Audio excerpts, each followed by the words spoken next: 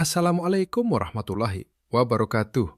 Banyak proyek rekayasa perangkat lunak gagal, bukan karena tim pengembang kurang pintar atau terampil, tapi karena salah memilih strategi dalam proses pengembangannya. Ibarat kamu naik gunung, beda medan, ya beda strategi lah. Nah, kita akan pelajari 5 model proses rekayasa perangkat lunak yang bisa jadi penentu sukses atau gagalnya proyekmu. Yuk kita cari tahu, mana yang paling cocok untuk proyekmu? Model linier adalah model proses yang paling awal digunakan, sejak tahun 1960-an. Waktu itu, rekayasa perangkat lunak baru mulai berkembang, sehingga prosesnya banyak terinspirasi dari proses produksi barang di pabrik, serba urut dan terstruktur. Bagaimana cara kerjanya? Dimulai dari analisis kebutuhan, lanjut ke perancangan, lalu pemrograman, setelah itu pengujian, dan akhirnya pemeliharaan. Semua tahap itu dijalankan berurutan, satu arah, dan tidak bisa mundur. Nah, tiap kali pindah ke tahap berikutnya, biasanya ada dokumen hasil tahap sebelumnya yang jadi acuan. Misalnya, hasil analisis kebutuhan ditulis dalam dokumen yang nanti jadi pegangan dalam perancangan. Terus, kenapa sering disebut juga model waterfall? Karena prinsipnya seperti air terjun bertingkat. Begitu air jatuh ke tingkat bawah, air nggak bisa naik lagi ke atas. Sama seperti proses ini. Kalau sudah lanjut ke tahap berikutnya, nggak bisa balik mundur. Tapi, apakah model ini selalu cocok? Belum tentu. Model linear cocok kalau kebutuhan dari klien atau pengguna sudah jelas banget sejak awal. Dan kemungkinan besar nggak akan berubah selama proyek berjalan. Makanya, model ini sekarang masih sering dipakai untuk proyek-proyek kecil sampai menengah, yang risikonya relatif rendah. Jadi, kalau kamu sedang mengerjakan proyek dengan ruang perubahan yang minim, model linear bisa jadi pilihan yang masuk akal. Tapi, kalau proyekmu penuh ketidakpastian dan perubahan, hati-hati. Model ini malah bisa bikin repot kamu sendiri. Model iteratif muncul sebagai respons terhadap kekakuan model linear. Kalau model linear itu satu arah dan nggak bisa balik, model iteratif justru kasih ruang untuk mundur sejenak dan memperbaiki yang belum tepat. Urutan tahapannya sebenarnya masih sama, mulai dari analisis kebutuhan, lalu perancangan, pemrograman, pengujian, dan pemeliharaan. Tapi bedanya, kamu boleh kembali ke tahap sebelumnya kalau memang dibutuhkan. Contohnya begini, kamu sudah masuk tahap pemrograman, tapi tiba-tiba ketemu desain yang ternyata susah banget diimplementasikan. Nah, kamu bisa balik ke tahap perancangan untuk meninjau ulang dan menyesuaikan desainnya. Nggak harus dipaksakan terus ke depan seperti di model linear. Tapi jangan salah paham, model iteratif ini bukan berarti kamu bisa terus-menerus mengubah kebutuhan atau menambahkan fitur baru di tengah jalan. Model ini tetap mengasumsikan bahwa kebutuhan utama dari pemangku kepentingan sudah cukup jelas di awal. Jadi, fleksibilitasnya lebih ke memperbaiki, bukan menambah. Model ini cocok untuk proyek dengan tingkat risiko tinggi, misalnya proyek yang kompleks, melibatkan banyak pihak, atau teknologi baru. Dan karena fleksibel, model iteratif bisa digunakan untuk proyek skala kecil hingga besar. Model proses spiral dirancang untuk situasi di mana proyek perangkat lunak berkembang terus dari waktu ke waktu. Tapi klien nggak mau nunggu terlalu lama. Dia ingin hasil yang terus meningkat secara bertahap. Di model ini, tahap-tahap rekayasa perangkat lunak diletakkan dalam 4 kuadran: analisis kebutuhan, perancangan, pemrograman, dan pengujian.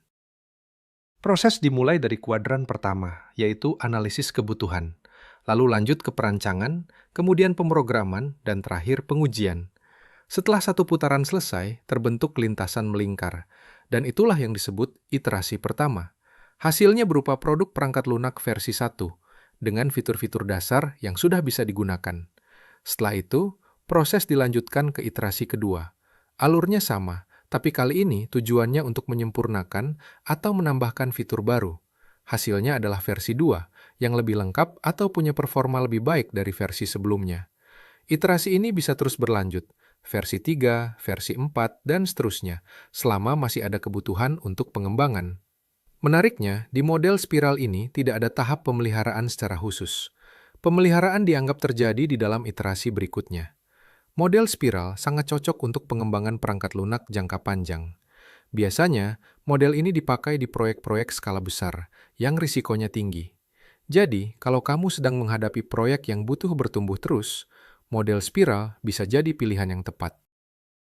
Tidak semua klien atau pelanggan dan pengguna tahu secara jelas seperti apa sesungguhnya kebutuhan solusi yang mereka butuhkan. Nah, kalau kamu berada di situasi seperti ini, model proses prototyping bisa jadi solusi yang pas. Di model ini, proses pengembangan dilakukan melalui 3 langkah utama yang bersifat iteratif. Langkah pertama dimulai dengan mendengarkan pelanggan. Pengembang berdiskusi untuk memahami masalah dan kebutuhan mereka. Ini mirip dengan tahap analisis kebutuhan. Setelah itu, pengembang membuat prototipe berdasarkan pemahaman tersebut. Prototipe ini bisa berupa tampilan awal, alur sederhana, atau fungsi terbatas dari sistem yang diinginkan. Disinilah terjadi proses perancangan dan pemrograman. Langkah ketiga, pelanggan menguji prototipe tersebut. Mereka memberikan masukan, mengkritisi, atau mengonfirmasi apakah prototipe sudah menyelesaikan masalah mereka atau belum. Ini setara dengan tahap pengujian. Kalau prototipe ternyata belum sesuai, maka proses kembali ke awal. Dengarkan lagi, perbaiki, dan uji ulang. Proses ini diulang terus sampai tercapai prototipe yang benar-benar dianggap memenuhi kebutuhan pengguna. Seperti model spiral, model prototyping juga tidak mempunyai tahap pemeliharaan tersendiri. Perbaikan dan penyempurnaan dilakukan langsung dalam iterasi berikutnya. Model ini cocok digunakan ketika kebutuhan pengguna belum sepenuhnya jelas. Kita butuh proses coba-coba untuk mengeksplorasi solusi. Biasanya digunakan dalam proyek berskala kecil sampai menengah, tapi dengan risiko perubahan yang cukup tinggi. Jadi, kalau kamu sedang mengembangkan sistem di mana pelanggan dan pengguna sendiri belum yakin dengan apa yang mereka butuhkan, model prototyping bisa membantu kamu dan mereka menemukan solusi bersama-sama. Berikutnya adalah Scrum. Scrum adalah model proses iteratif yang lincah, atau sering kita sebut agile. Model ini dirancang supaya bisa menyesuaikan diri dengan perubahan kebutuhan, bahkan saat proyek sedang berjalan. Inti dari Scrum ada pada sprint. Sprint itu semacam iterasi pendek, biasanya berlangsung antara 1-4 pekan. Di awal proses, kita punya yang namanya product backlog. Ini adalah daftar semua fitur yang dibutuhkan dalam perangkat lunak, hasil dari analisis kebutuhan. Lalu, di awal setiap sprint, tim pengembang memilih beberapa fitur dari produk backlog untuk dikerjakan, dan ini dimasukkan ke dalam sprint backlog. Selama sprint, tim melakukan 3 aktivitas utama: planning, implementation, dan review. Ini setara dengan perancangan, pemrograman, dan pengujian. Harapannya, di akhir sprint, fitur-fitur yang sudah dipilih benar-benar selesai dan siap digunakan. Nah, pada Scrum, setiap hari tim melakukan rapat singkat yang disebut Daily Scrum. Dalam rapat ini, anggota tim saling berbagi, sudah mengerjakan apa, rencana hari ini apa, dan hambatan apa yang dihadapi. Ini penting supaya semua tetap selaras, bisa saling bantu, dan cepat beradaptasi kalau ada perubahan. Di akhir sprint, ada sesi retrospektif. Ini waktunya tim evaluasi. Apa yang berjalan baik, apa saja tantangan yang muncul, dan apa yang bisa diperbaiki untuk sprint berikutnya. Model Scrum cocok digunakan untuk proyek yang dikembangkan dalam jangka panjang, tapi perangkat lunaknya diharapkan bisa segera mulai digunakan, bahkan sebelum seluruh proyek selesai. Tapi perlu dicatat, satu sprint belum tentu menghasilkan satu versi aplikasi. Biasanya butuh beberapa sprint untuk menghasilkan versi yang siap dirilis. Karena fleksibel dan kolaboratif, Scrum sering dipakai dalam proyek-proyek menengah sampai besar, dengan risiko yang cukup tinggi. Oke, itu dulu yang kita bahas di video kali ini. Kita akan lanjut ke topik berikutnya di video selanjutnya. Tetap semangat belajar ya. Wassalamualaikum warahmatullahi wabarakatuh.